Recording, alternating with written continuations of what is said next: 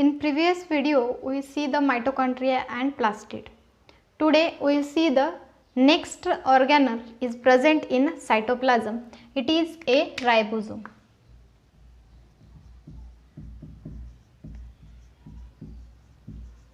Ribosome, it is a small structure and this name gives by Palladay in 1953. Ribosome हे नाव पॅलाडे यांनी दिलेले आहे 1953 ला. तर जनरली रायबोझोम आपल्याला माहित आहे यूकॅरियोटिक अँड प्रोकॅरियोटिक दोन्ही सेल्स मध्ये रायबोझोम प्रेझेंट असतो. Eukaryotic and also prokaryotic. Generally ribosome जो आहे तो प्रोकॅरियोटिक सेल मध्ये cytoplasm, nuclear membrane, endoplasmic reticulum. Generally eukaryotic cell मध्ये रायबोझोम कुठे कुठे प्रेझेंट आहे? सायटोप्लाझम मध्ये, फ्री इन स्पेस मध्ये, न्यूक्लियर मेम्ब्रेनला अटॅच आहे आणि त्याचबरोबर एंडोप्लाझ्मिक रेटिक्युलम मध्ये आपण जो रफ एंडोप्लाझ्मिक रेटिक्युलम म्हणतो तर एंडोप्लाझ्मिक रेटिक्युलमवर रायबोझोम प्रेझेंट असल्यामुळे आपण त्यांना रफ एंडोप्लाझ्मिक रेटिक्युलम म्हणतो. तर या तीन ठिकाणी आपल्याला यूकॅरियोटिक सेलमध्ये रायबोझोम दिसतो. प्रोकॅरियोटिक सेलमध्ये जनरली सायटोप्लाझम मध्येच आपल्याला रायबोझोम्स हे फ्री इन स्टेटमध्ये दिसतात. जनरली रायबोझोम हा सगळ्याच सेल्समध्ये प्रेझेंट आहे. तर याचं स्ट्रक्चर जर बघितलं तर हा नॉन मेम्ब्रेन स्ट्रक्चर आहे. नॉन मेम्ब्रेन स्ट्रक्चर आहे म्हणून हा दोन्ही सेल्समध्ये प्रेझेंट असतो. जनरली यूकॅरियोटिक सेलमध्ये आपण सगळेच मेम्ब्रेनस स्ट्रक्चर बघतो पण तेच स्ट्रक्चर यूकॅरियोटिक सेलमध्ये प्रेझेंट नाही आहेत. तर यूकॅरियोटिक सेलमध्ये असा स्ट्रक्चर जो आहे रायबोझोम दोन्हीमध्ये प्रेझेंट आहे. प्रोकॅरियोटिकमध्ये सुद्धा प्रेझेंट आहे कारण की तो नॉन मेम्ब्रेनस आहे, त्याच्यामध्ये मेम्ब्रेन बाउंड स्ट्रक्चर नाही आहे म्हणून तो यूकॅरियोटिक आल्सो प्रोकॅरियोटिक सेलमध्ये प्रेझेंट आहे. तर रायबोझोम जो आहे तो दोन सब युनिट्स पासून बनलेला आहे. रायबोझोम हा दोन सब युनिट्स पासून बनलेला आहे. तर रायबोझोम जर बघितलं तर त्याचे दोन सब युनिट्स आहेत. एक लार्ज सब युनिट आणि दुसरा आहे small sub unit. Large sub unit जो आहे तो आपल्याला डॅम शेप मध्ये दिसतो कारण की हा जो स्ट्रक्चर आहे तो जनरली अटॅच असतो कोणत्याही एंडोप्लाझ्मिक रेटिक्युलम असेल किंवा न्यूक्लियर मेम्ब्रेन असेल. ज्यावेळेस तो सबमर्ज्ड होतो किंवा तो एखाद्या प्लेसला जाऊन चिटकतो, सेडिमेंट होतो, तर हा जो पार्ट आहे तो सर्वात पहिल्यांदा जाऊन त्यावरती चिटकतो म्हणून हा जो लार्ज सब युनिट आहे तो आपल्याला डॅम शेपमध्ये दिसतो. स्मॉल सब युनिट जो आहे तो आपल्याला स्मॉल पार्टमध्ये दिसतो म्हणून त्याला आपण स्मॉल सब युनिट असं म्हणतो. तर ह्या दोन सब युनिटमध्ये आपल्याला दिसतात. जनरली हे सेपरेट कधी असतात? ज्यावेळेस प्रोटीन सिंथेसिस होत नाही. रायबोझोम काय आहे तर प्रोटीन फॅक्टरी आहे कारण की रायबोझोममध्ये प्रोटीन सिंथेसिस होतं. रायबोझोम हा जनरली प्रोटीन सिंथेसिस करण्यासाठी यूज केला जातो. जसं मायटोकॉन्ड्रियाला एटीपी सिंथेसिस एनर्जी फॉर्मेशन करतो म्हणून आपण त्याला पॉवर हाऊस म्हणतो, बरोबर आहे. तसं रायबोझोममध्ये प्रोटीन सिंथेसिस केलं जातं म्हणून रायबोझोमला प्रोटीन फॅक्टरी म्हणून ओळखतात. ज्यावेळेस प्रोटीन सिंथेसिस होते त्यावेळेस हे दोन्ही सब युनिट एका ठिकाणी येतात आणि आपल्याला ते अशा शेपमध्ये दिसतात. ओके. तर जनरली हे कधी स्ट्रक्चर फॉर्म होतं? स्मॉल सब युनिट आणि लार्ज सब युनिट एका ठिकाणी येतील.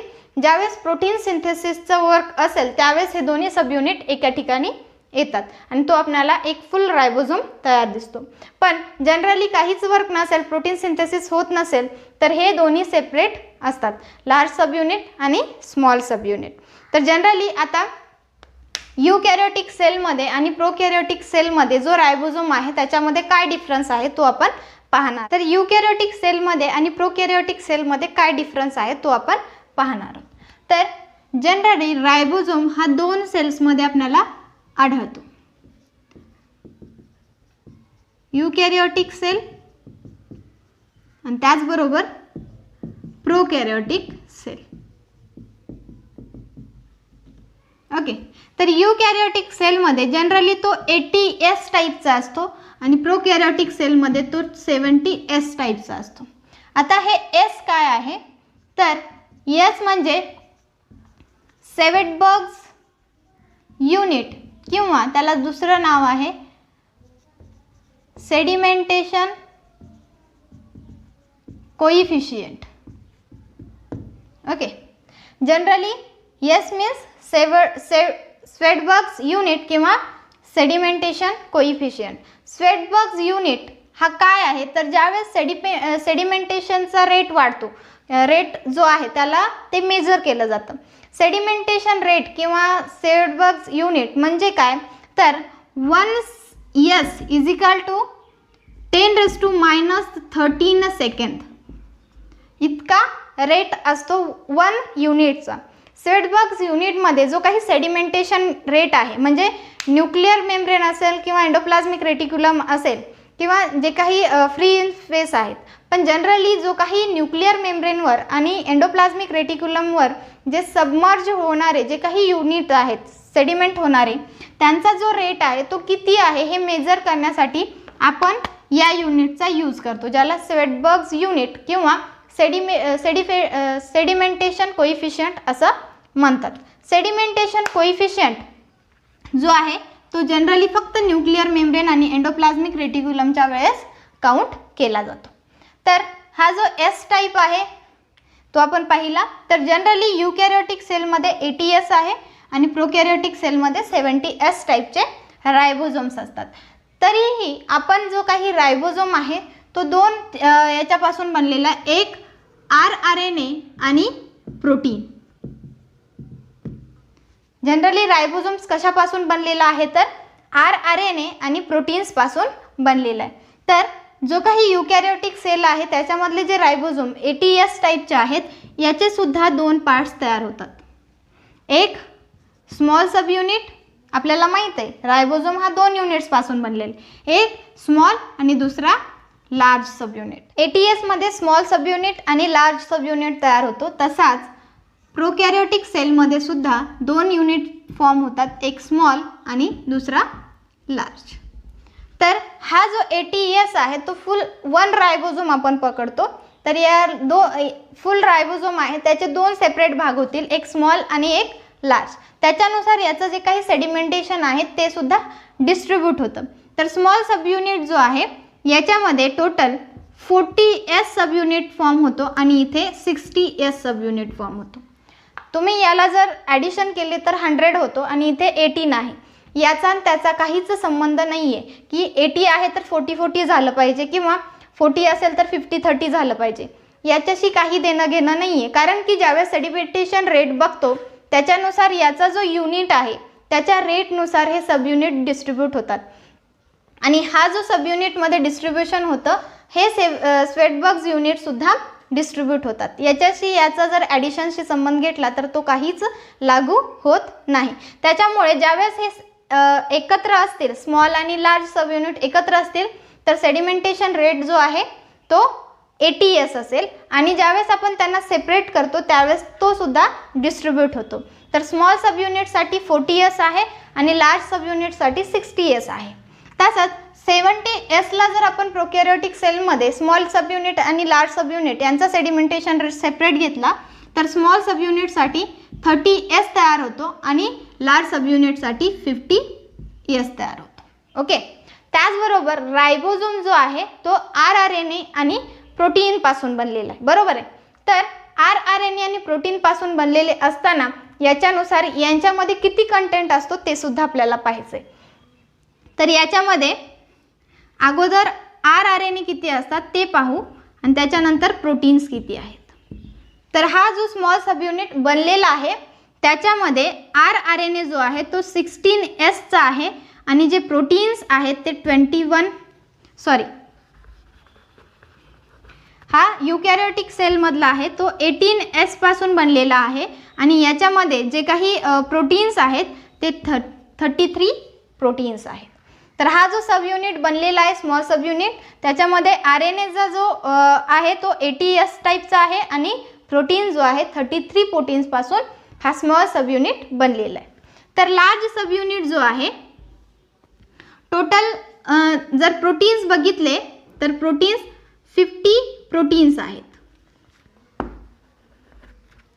प्रोटीन्स हे 50 आहेत आणि जो RNA आहे तो मात्र 3 टाइप्समध्ये डिवाइड होतो.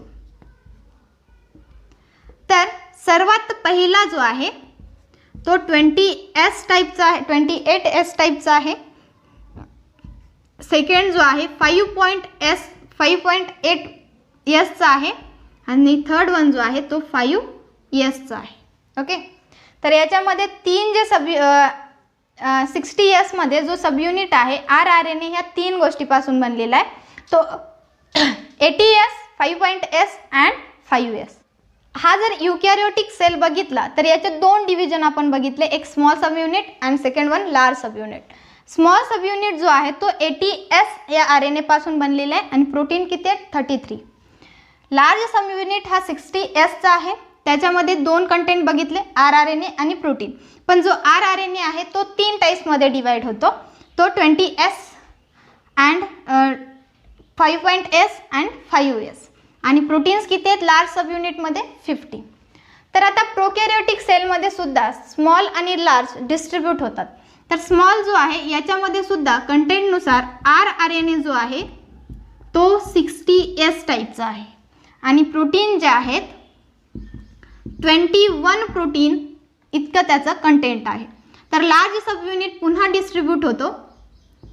याच्यामध्ये सुद्धा आपण RNA आणि प्रोटीन्स यांचं कंटेंट पाहणार आहोत. तर RNA जो आहे तो 2 टाइप्समध्ये डिवाइड होतो, एक 23S अँड 5S. याच्यामध्ये फक्त 2च आहेत. याच्यामध्ये बघितलं आपण 3 टाइप्समध्ये.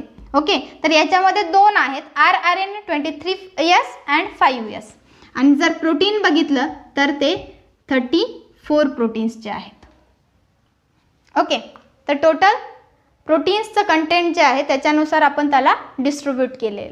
तर युकॅरियोटिक सेलमध्ये आणि प्रोकॅरियोटिक सेलमध्ये जे काही रायबोझोम्स आहेत ते 2 टाईपचे असतात, 80S आणि 70S. आणि त्याच्या जे सब युनिटनुसार आपण त्यांना डिस्ट्रीब्यूट केलं आणि त्यांचा सेडिमेंटेशन जर रेट घेतला तर स्मॉल सब युनिटसाठी 40S आहे आणि लार्ज सब युनिटसाठी 60S आहे. तसाच प्रोकॅरियोटिक सेलमध्ये 70S जो आहे त्याचा स्मॉल सब युनिट आणि लार्ज सब युनिट जर बघितला तर तो 30S आणि 50S या डिस्ट्रीब्युशनमध्ये आहे. जर 40Sला पुन्हा डिस्ट्रीब्यूट केलं, जनरली रायबोझोम ज्याच्यापासून बनलेला आहे त्याचं कंटेंट आपण बघतोय. रायबोझोममध्ये जनरली RNA आणि प्रोटीन्स असतात. तर RNAमध्ये 18S टाईपचा RNA आहे आणि प्रोटीन हे 33 आहेत आणि 60Sमध्ये RNA हे 3 टाईप्समध्ये डिवाइड झालेले आहेत, एक 28S, 5.S आणि 5S आणि प्रोटीन्स आहेत 50. प्रोकॅरियोटिक सेलमध्ये पुन्हा स्मॉल सब युनिटमध्ये डिस्ट्रीब्यूट केलेलं आहे. 70Sचं डिस्ट्रीब्युशन हे 30S आणि 50Sमध्ये होतं. 30Sमध्ये RNA हा 16S आहे आणि प्रोटीन हा 21 आहे. तर 50S हा लार्ज सब युनिट आहे. याच्यामध्ये RNA 2 टाईप्सचे आहेत, एक 23S आणि 5S आणि प्रोटीन आहे 34 प्रोटीन्स. सो जे काही रायबोझोम्स आहेत त्याच्यानुसार आपण त्याचं जे काही लोकेशन आहे आणि त्याचबरोबर त्याच्यामध्ये असणारा सेडिमेंटेशन रेट जो आहे तो आपण पाहिलेला आहे. तर आता रायबोझोमचे जे काही फंक्शन्स आहेत ते आपण पाहणार आहोत. रायबोझोमचं फंक्शन आणि वर्किंग पाहणार आहोत. तर रायबोझोमचं जे काही फंक्शन आहे किंवा वर्किंग आहे किंवा स्ट्रक्चर आहे, स्ट्रक्चर आणि वर्किंगसाठी रायबोझोमचं स्ट्रक्चर आणि वर्किंग याचं जे काही एक्सप्लेनेशन आहे ते वेंकटरमण रामकृष्णन यांनी सांगितलेलं होतं. त्याचं स्ट्रक्चर कसं आहे, रायबोझोम कसा आहे आणि त्याचबरोबर त्याचं वर्किंग काय आहे याचं एक्सप्लेनेशन व्ही रामकृष्णन यांनी दिलेलं आहे. तर यांना 2019 मध्ये केमिस्ट्रीमध्ये नोबेल प्राइज देण्यात आलेले. 2019 केमिस्ट्री या विषयात नोबेल प्राइज देण्यात आलेले. कशाच्या बाबतीत? तर रायबोझोमचं स्ट्रक्चर आणि वर्किंग हे सांगितल्याबद्दल. पण रामाकृष्णन यांनी ते जे नोबेल प्राइज आहे ते 2 देशांना डिस्ट्रीब्यूट केलेलं आहे. एक USA आणि इस्रायल. USA मध्ये थॉमस आणि इस्रायलमध्ये युनॉथ या 2 सायंटिस्ट त्यांनी काय केलेलं आहे, ते जे नोबेल प्राइज आहे त्याचा शेअर दिलेला आहे. तर हा जो व्ही रामकृष्णन आहे यांनी जे काही स्ट्रक्चर आणि वर्किंग सांगितले रायबोझोमबद्दल, त्यांना नोबेल प्राइज हे 2019 केमिस्ट्री या विषयात दिलेलं आहे. ओके, तर आता आपण याचं जे काही आहे वर्किंग किंवा फंक्शन ज्याला आपण म्हणतो ते पाहणार आहोत. तर फंक्शन काय आहे? जनरली रायबोझोम हा आपण प्रोटीन फॅक्टरी म्हणून ओळखतो.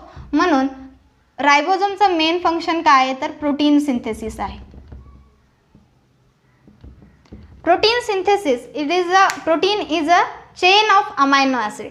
जनरली जे काही जेनेटिक मटेरियल आहे याच्यामध्ये RNA आणि DNA इन्व्हॉल्वमेंट असते. RNA पासून जे काही अमायनो ॲसिड येतील त्यांच्या कोडिंग आणि डिकोडिंगनुसार एक अमायनो ॲसिडची चेन बनवली जाते, त्याला आपण प्रोटीन म्हणतो.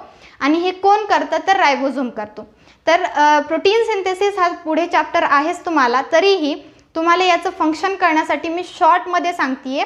तर रायबोझोम काय करतो तर प्रोटीन सिंथेसिस करतो. जनरली प्रोटीन सिंथेसिस होण्याची जी प्रोसेस आहे ती सेलच्या न्यूक्लियसमधून होते.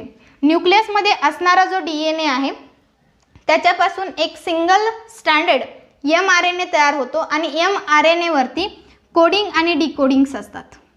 ओके, हा जो mRNA आहे तो रायबोझोमकडे जातो. ज्यावेळेस न्यूक्लियसमधून तो mRNA तयार होतो त्यावेळेस सायटोप्लाझममध्ये असणाऱ्या रायबोझोम्सकडे जातो. तर रायबोझोम्समध्ये गेल्याच्या नंतर तिथे कोडिंग आणि डिकोडिंग प्रोसेस होते आणि तिथे अमायनो ॲसिडची चेन तयार होते. तर जनरली आपल्याला माहिती आहे की लार्ज सब युनिट जो आहे, हा जो लार्ज सब युनिट आहे याच्यामध्ये 3 भाग असतात. A साईट, P साईट आणि E साईट. A साईट म्हणजे अटॅचमेंट साईट, जी काही अमायनो ॲसिड येतात त्यांची अटॅचमेंट होते. P साईटमध्ये पेप्टाइड बॉन्ड फॉर्मेशन होतो आणि E साईटमध्ये ते तिथून एक्झिस्ट होतात. ओके, तर जनरली हा जो स्मॉल सब युनिट आहे, स्मॉल सब युनिट जो आहे याचं स्ट्रक्चर या टाईपचं असतं.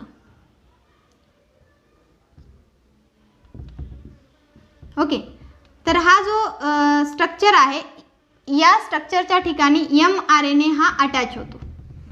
ओके, आणि mRNA ज्यावेळेस अटॅच होतो तिथे डिकोडिंग होते, म्हणजे याच्यावरती जे काही कोड आहेत त्याच्यानुसार tRNA ज्यावेळेस येतो अटॅचमेंट साईटला पहिल्यांदा tRNA अटॅच होतो आणि तो जो tRNA आहे एका tRNAवरती एक अमायनो ॲसिड असतो आणि याच्यावरती 3 डिकोडिंग अँटीकोड्स असतात. ज्यावेळेस हा RNA अटॅचमेंट साईटवरती येतो त्यावेळेस हा इथे अटॅच होतो. तर याच्यावरती जर स्पेसिफिक अमायनो ॲसिड असेल आणि त्याचा अँटीकोड इथे असेल तर तो अटॅचमेंट साईटला अटॅच होईल. ज्यावेळेस हा अटॅचमेंट साईटला अटॅच होतो तो तिथली जागा रिप्लेस करतो आणि इथे येतो. म्हणजे इथे हा जो पहिला जो आहे तो इथे आला. इथे आल्याच्या नंतर जे काही अमायनो ॲसिड आहे त्याचं बॉन्ड फॉर्मेशन होतं आणि बॉन्ड फॉर्मेशन झाल्याच्या नंतर हा जो पहिला आहे इथे आल्याच्या नंतर इथे जो tRNA येतो तो सेकंड tRNA असतो. ज्यावेळेस इथे बॉन्ड फॉर्मेशन होतं म्हणजेच 2 अमायनो ॲसिड हे एकमेकाला अटॅच होतात आणि हा जो पेप्टाइड बॉन्ड फॉर्म होतो त्यावेळेस हा जो फर्स्ट आहे तो एक्झिट साईटला येऊन निघून जातो. म्हणजे ज्यावेळेस एक ठिकाणी जागा बदलतात त्याच्यानुसार इथे एक लॉंग चेन तयार होते. ती जितकी लॉंग तयार होते त्याच्यानुसार पॉलीपेप्टाइड फॉर्मेशन होतं आणि त्यालाच आपण जी काही चेन आहे लॉंगेस्ट चेन त्याला आपण प्रोटीन असं म्हणतो. आणि हे जे काही एक एक युनिट्स आहेत ते आहेत अमायनो ॲसिड्स आणि अमायनो ॲसिड्सची ज्यावेळेस चेन तयार होते त्यालाच आपण काय म्हणतो प्रोटीन म्हणतो. आणि प्रोटीन सिंथेसिसची जी काही स्टेप बाय स्टेप प्रोसेस आहे ती कुठे होते, तर RNA मध्ये होते, रायबोझोममध्ये होते. रायबोझोम हा RNA पासून बनलेला आहे. जे काही कोडिंग्स येतात त्यांचे डिकोड्स अँटीकोड्सनुसार त्याची फॉर्मेशन एक लॉंगेस्ट चेनमध्ये होते आणि तिथे प्रोटीन सिंथेसिस होतं. तर जनरली हे जे स्ट्रक्चर आहे रायबोझोम, याचं मेन फंक्शन काय आहे, तर प्रोटीन सिंथेसिस करणे. आणि जर फ्रीली असतील तर ते सेपरेट असतात आणि ज्यावेळेस प्रोटीन सिंथेसिस असते त्यावेळेस ते दोन्ही युनिट्स एकमेकाला अटॅच असतात. ओके, तर हा जो फंक्शन आहे प्रोटीन सिंथेसिसचा, त्याच्यानंतर काही रायबोझोम्स जे आहेत ते फ्रीली असतात, पण जे काही शुगरचं ब्रेकडाऊन होतं ते सुद्धा ब्रेकडाऊन रायबोझोम करतो. शुगर ब्रेकडाऊन जो आहे याच्यासाठी लागणारे जे काही एन्झाईम्स आहेत ते सुद्धा रायबोझोमकडे असतात, त्याच्यासाठी सुद्धा त्याचा यूज केला जातो. तर हा आहे रायबोझोम. तर आपण पुढचं स्ट्रक्चर पाहूयात. पुढचा जो ऑर्गॅनल पाहणार आहोत तो आहे न्यूक्लियस. जनरली न्यूक्लियस जो आहे त्याचा शोध रॉबर्ट ब्राउन यांनी 1881 मध्ये लावला. 1881 मध्ये रॉबर्ट ब्राउन यांनी. तर जो काही न्यूक्लियस आहे तो युकॅरियोटिक सेलमध्ये डिस्टिंक्ट आहे आणि जे काही नॉन डिवायडिंग फेज आहे, इंटरफेज, ज्यावेळेस तुम्ही सेल डिव्हिजनमध्ये मायटोसिस आणि मिओसिस पाहाल त्यावेळेस इंटरफेज काय आहे ते सुद्धा आपल्याला माहीत होईल. पण जनरली जे काही स्ट्रक्चर आपण बघतो सेलचं त्याच्यामध्ये नॉन डिवायडिंग फेजमध्ये म्हणजेच इंटरफेजमध्ये जो काही न्यूक्लियस आपल्याला आढळतो त्याचा आपण स्ट्रक्चर पाहणार आहोत. जो आहे तो कशापासून बनलेला आहे, तर nuclear membrane, nucleoplasm, nucleolus and chromatin fibre. तर आपण एक एक जे स्ट्रक्चर आहे ते डिटेलमध्ये पाहणार आहोत.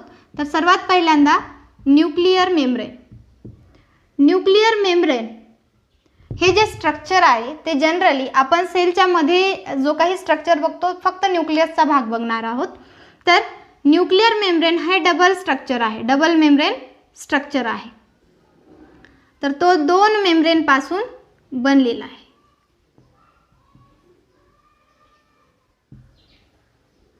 ओके, तर हा जो डबल मेम्ब्रेन स्ट्रक्चर आहे याच्यामध्ये हा आहे आउटर मेम्ब्रेन आणि हा आहे इनर मेम्ब्रेन. आउटर मेम्ब्रेन आणि इनर मेम्ब्रेन यांच्यामध्ये जो काही स्पेस आहे तो आहे इनर न्यूक्लियर स्पेस. आणि हा जो इनर न्यूक्लियर स्पेस आहे त्याचा जो काही जे काही साईज आहे किंवा लेंथ आहे ती आहे 10 to 50 नॅनोमीटर. ओके, जी काही रेंज आहे, जी काही साईज आहे, लेंथ आहे ती आहे 10 to 50 नॅनोमीटर. तर हा जो न्यूक्लियर मेम्ब्रेन आहे, जो काही आउटर मेम्ब्रेन आहे, जनरली हा जो आहे तो फॉर्म करतो एंडोप्लाझ्मिक रेटिक्युलम. आपण हे स्ट्रक्चर ऑलरेडी पाहिलेलं आहे. तर आउटर मेम्ब्रेन जे आहे त्याच्यापासून एंडोप्लाझ्मिक रेटिक्युलम हा फॉर्म होतो आणि त्याचबरोबर जे काही रायबोझोम्स आहेत ते एंडोप्लाझ्मिक रेटिक्युलमवर पण प्रेझेंट आहे आणि त्याचबरोबर न्यूक्लियर मेम्ब्रेनवर पण काय असतात तर रायबोझोम प्रेझेंट असतात. ओके, तर हा झाला आउटर मेम्ब्रेन. त्याच्यानंतर हा जो काही इनर मेम्ब्रेन आहे तो इनर मेम्ब्रेन आणि आउटर मेम्ब्रेन हे कंटिन्यू नसतात, यांच्यामध्ये आपल्याला स्पेस दिसतो, बरोबर आहे. आणि हा जो स्पेस आहे त्याला आपण काय म्हणतो, न्यूक्लियर पोर किंवा न्यूक्लियर स्पेस. आणि हा जो न्यूक्लियर पोर आहे याच्यामधून जे काही न्यूक्लियोप्लाझम आहे आणि जे काही सायटोप्लाझम आहे यांच्यामध्ये एक्सचेंज होतं. जे काही रिव्हर्स असेल न्यूक्लियोप्लाझमकडून सायटोप्लाझमकडे किंवा सायटोप्लाझमकडून न्यूक्लियोप्लाझमकडे जे काही मटेरियल आहे ते एक्सचेंज करण्यासाठी हे पोर्स असतात. त्याचबरोबर हा जो इनर मेम्ब्रेन आहे हा काही फायब्रस स्ट्रक्चरपासून बनलेला आहे, ज्याच्यामुळे हे फायबर स्ट्रक्चर काय करतात तर सेलला न्यूक्लियसला एक पर्टिक्युलर शेप देतात. आणि हा जो न्यूक्लियर मेम्ब्रेन आहे कंटिन्युअसली या स्ट्रक्चरमध्ये एक डिसकंटिन्युअस स्ट्रक्चर फॉर्म करतो. आणि हे जे डिसकंटिन्युअस स्ट्रक्चर आहे याच्यामधला जो स्पेस आहे त्याला आपण न्यूक्लियर पोर म्हणतो. हा आहे न्यूक्लियर मेम्ब्रेन. त्याच्यानंतर आपण सेकंड पाहणार आहोत न्यूक्लिओप्लाझम. न्यूक्लिओप्लाझमलाच आपण कॅरिओलिम्फ असं सुद्धा म्हणून ओळखतो. तर न्यूक्लिओप्लाझम आणि कॅरिओलिम्फ काय आहे? तर न्यूक्लिओप्लाझम आणि कॅरिओलिम्फ याच्यामध्ये काही सेम फंक्शन आहे. तर कॅरिओलिम्फ किंवा न्यूक्लिओप्लाझम आपण दोन मेम्ब्रेनच्या मध्ये जे काही फ्लुइड मटेरियल आहे त्याला आपण काय म्हणतो? न्यूक्लिओप्लाझम म्हणतो. आणि हा जो न्यूक्लिओप्लाझम आहे याच्यामध्ये प्रोटीन्स, एन्झाईम्स, शुगर, साल्ट हे कंटेंट असतं. आणि त्याचबरोबर न्यूक्लिओप्लाझममध्ये आपण न्यूक्लिओलस आणि क्रोमॅटिन फायबर सुद्धा आपण पाहतो. तर डार्क स्पॉट लाईक जे स्ट्रक्चर आपल्याला दिसतं ते काय आहे? न्यूक्लिओलस.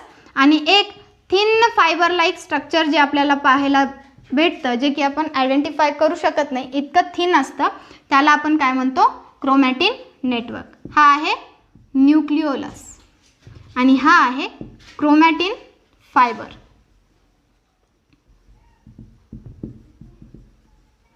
न्यूक्लिअर मेम्ब्रेन आपण पाहिला, ज्याच्यामध्ये तो की डबल मेम्ब्रेन स्ट्रक्चर आहे, outer membrane and inner membrane.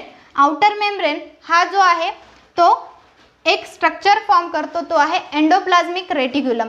आणि त्याचबरोबर जे काही आउटर मेम्ब्रेन आहे त्याच्यावरती स्मॉल रायबोझोम्स हे अटॅच होतात. त्याचबरोबर जो इनर मेम्ब्रेन आहे एक फायबर स्ट्रक्चरपासून बनलेलं आहे. हे फायबर स्ट्रक्चर जे आहे ते न्यूक्लियसला शेप आणि त्याची जी साईज आहे ते मेंटेन करण्यासाठी यूजफुल आहेत. त्याचबरोबर आपण सेकंड जो बघितला तो आहे कॅरिओलिम्फ. कॅरिओलिम्फ किंवा न्यूक्लिओप्लाझम काय आहे? तर दोन मेम्ब्रेनच्या मध्ये जे काही फ्लुइड लाईक सबस्टन्स आहे त्याला आपण कॅरिओलिम्फ किंवा न्यूक्लिओप्लाझम म्हणतो. आणि हा जो न्यूक्लिओप्लाझम किंवा कॅरिओलिम्फ आहे तर याच्यामध्ये जनरली आपण सगळंच कंटेंट पाहतो जे की बेसिकली न्यूट्रिशन म्हणून यूज केले जातात. तर protein, enzyme, sugars, salt, nucleolus आणि क्रोमॅटिन फायबर याच्यापासून न्यूक्लिओप्लाझम बनलेला आहे. त्याच्यानंतर थर्ड वन आपण बघणार आहोत nucleolus. Third one is a nucleolus.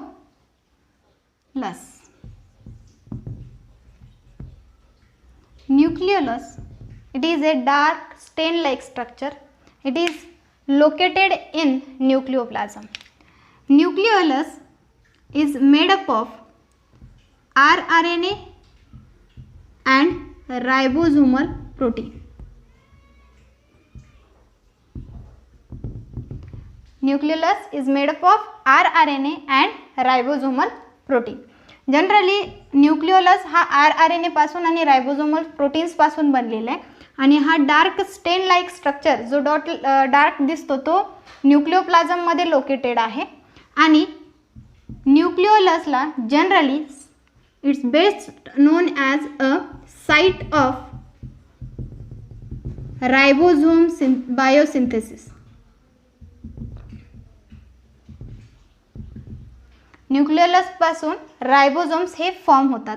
आपल्याला माहित आहे रायबोझोम कशापासून बनलेले आहेत? rRNA अँड प्रोटीन्स पासून बनलेले आहेत, बरोबर आहे. तर हा जो न्यूक्लिओलस आहे जनरली हा कोणत्याच मेम्ब्रेनला अटॅच नाही आहे, हा freely located in a nucleoplasm. याचं मेन फंक्शन काय आहे? तर जो काही रायबोझोम mRNA आणि हा रायबोझोमल प्रोटीन जो आहे याच्यापासून ज्यावेळेस हे दोन्ही एकत्र कंबाईन होतात त्यावेळेस काय फॉर्म होतो? तर रायबोझोम तयार होतो. आणि रायबोझोम कुठे फॉर्म होतं? तर न्यूक्लिओलस पासून तयार होतो. तर जनरली हा जो न्यूक्लियस आहे तो साईट ऑफ रायबोझोम बायोसिंथेसिस म्हणून ओळखला जातो. तर याच्यामध्ये रायबोझोम हा फॉर्म केला जातो.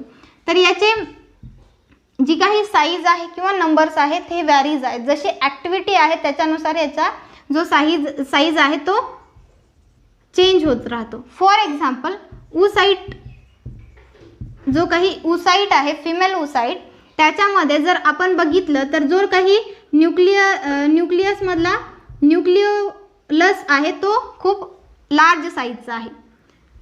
याची जर साईज बघितली तर ती खूप लार्ज आहे. आणि तेच जर स्पर्ममध्ये जर बघितलं, मेल स्पर्ममध्ये त्याची साईज ही खूप स्मॉल आहे. ज्यावेळेस फर्टिलायझेशनची प्रोसेस तयार होते त्यावेळेस तो काय असणार आहे, या फिमेलच्या oocyteमध्ये येणार आहे. तर ज्यावेळेस ॲक्टिव्हिटी बेस आणि जी काही फंक्शनिंग आहे त्याच्यानुसार त्याची साईज आणि नंबर हा चेंज होत राहतो. तर न्यूक्लिओलस याचं मेन फंक्शन हा काय करतो, तर रायबोझोम सिंथेसिस करतो. रायबोझोम सिंथेसिस करण्यासाठी त्याच्याकडे जे काही मटेरियल आहे ते काय आहे, RNA आणि रायबोझोमल प्रोटीन. आणि जनरली न्यूक्लिओलस कशापासून बनलेला आहे, तर RNA आणि रायबोझोमल प्रोटीन्सपासून बनलेलं आहे. आणि न्यूक्लिओलस हा जे काही न्यूक्लिओप्लाझम आहे त्याच्यामध्ये फ्रीली लोकेटेड आहे आणि तो डार्क स्टेनमध्ये आपल्याला दिसतो. तो कोणत्याच मेम्ब्रेनला बाउंड नाही आहे किंवा अटॅच नाही आहे. याच्यानंतर जो काही फोर्थ वन आहे, chromatin fibre. Chromatin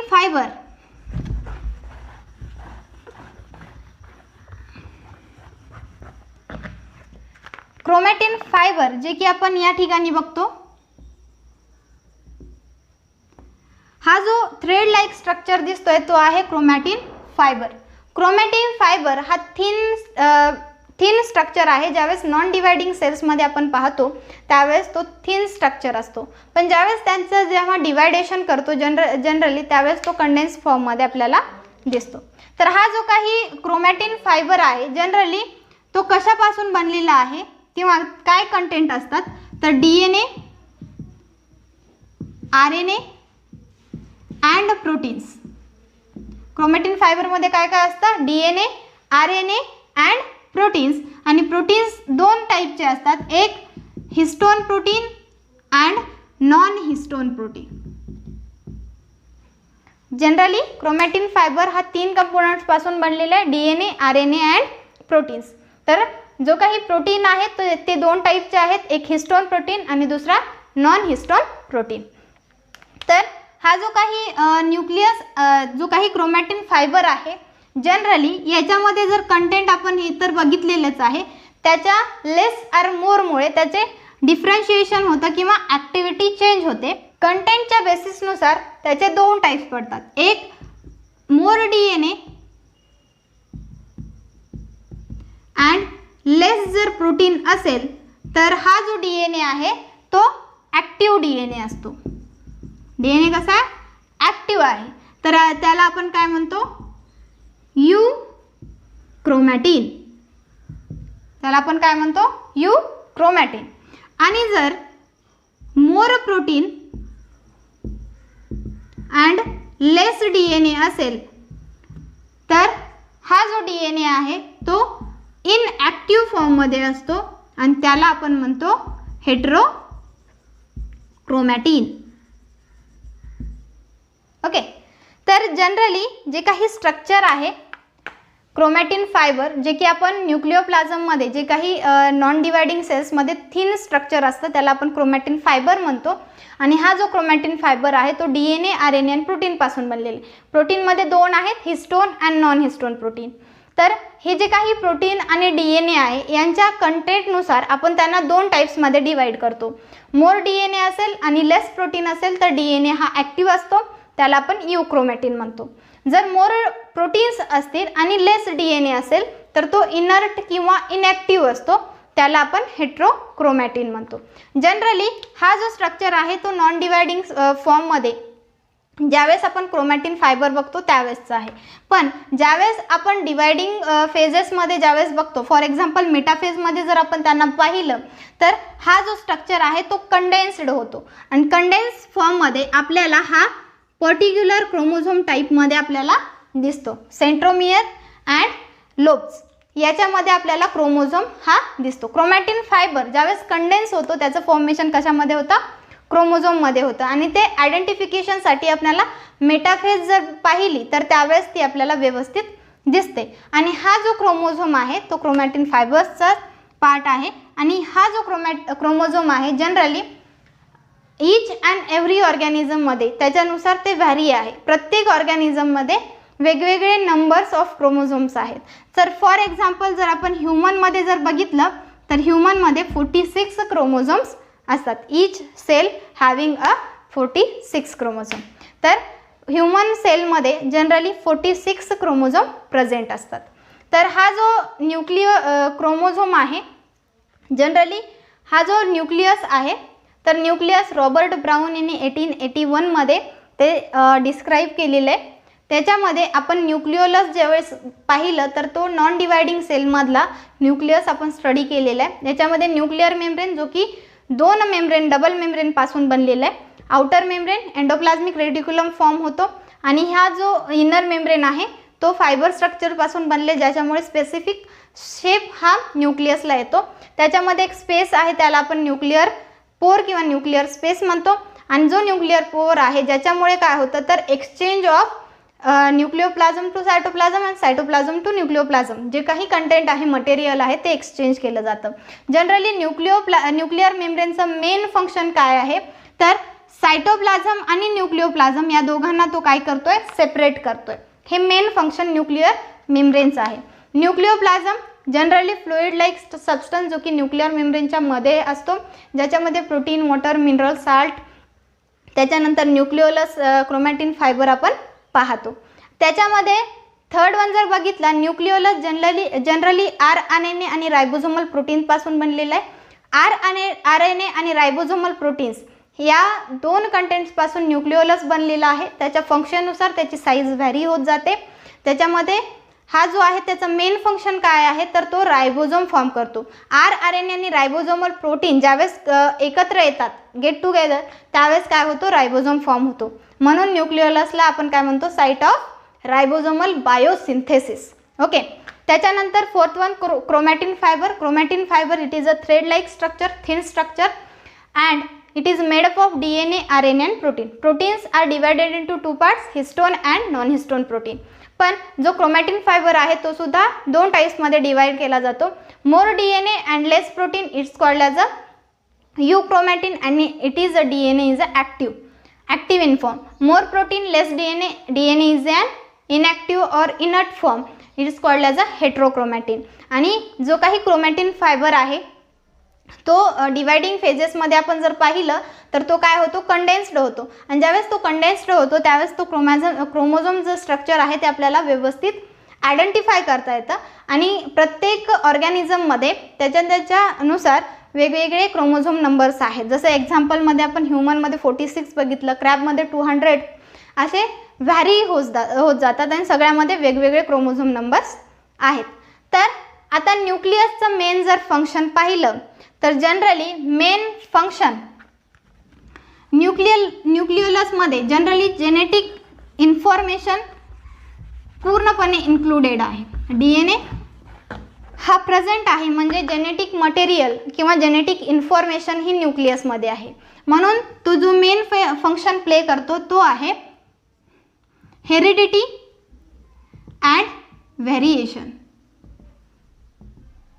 genetic material हा न्यूक्लियसमध्ये असल्यामुळे heredity, transfer of genetic material from parents to offspring, पॅरेंट्सकडून ऑफस्प्रिंगकडे जे काही जेनेटिक मटेरियल जातं ते कशा थ्रू जातं, जेनेटिक जीन्स थ्रू जातं. आणि जीन्स हे कुठे प्रेझेंट आहेत, न्यूक्लियसमध्ये प्रेझेंट आहेत. Variation, difference between parents and offspring. तर जे काही डिफरन्स आहे पॅरेंट्स आणि ऑफस्प्रिंगमधला किंवा जे काही कॅरेक्टर्स ट्रान्सफॉर्म होतात ते कुठून होतात तर सेल्सकडून होतात, न्यूक्लियसकडून होतो. त्याच्यानंतर second one ribosome synthesis. Ribosome त्याचबरोबर DNA त्याचबरोबर RNA याची सिंथेसिस होते. DNA आणि RNA क्रोमॅटिन फायबरमध्ये फॉर्मेशन होतं आणि रायबोझोम हा न्यूक्लियसपासून सिंथेसिस होतो. म्हणून याचं मेन फंक्शन काय आहे तर रायबोझोम सिंथेसिस. कारण की आपण न्यूक्लिओलसला काय म्हणतो तर तो रायबोझोम बायोसिंथेसिस साईट आहे, त्याच्यामुळे तिथे रायबोझोम्स फॉर्म होतात. DNA RNA सिंथेसिस हे न्यूक्लियसमध्येच क्रोमॅटिन फायबरमध्ये होतं. त्याच्यानंतर थर्ड वन आहे प्रोटीन सिंथेसिस. प्रोटीन सिंथेसिसची जी मेन स्टेप्स आहेत, जनरली जो काही mRNA फॉर्म होतो जो की मॅसेज घेऊन जाणार आहे प्रोटीन सिंथेसिससाठीचा, तो जो मॅसेज आहे तो mRNA फॉर्म करतो. तर mRNA वरती जो काही मॅसेज फॉर्म होतो तो कुठे होतो तर न्यूक्लियसमध्ये होतो. म्हणून प्रोटीन सिंथेसिसची जी पहिली स्टेप आहे ती कुठे होते? न्यूक्लियसमध्ये होते. म्हणून याचं मेन फंक्शन काय आहे? प्रोटीन सिंथेसिस आहे. आणि त्याचबरोबर सर्वात महत्त्वाचं म्हणजे न्यूक्लियसला कंट्रोल मास्टर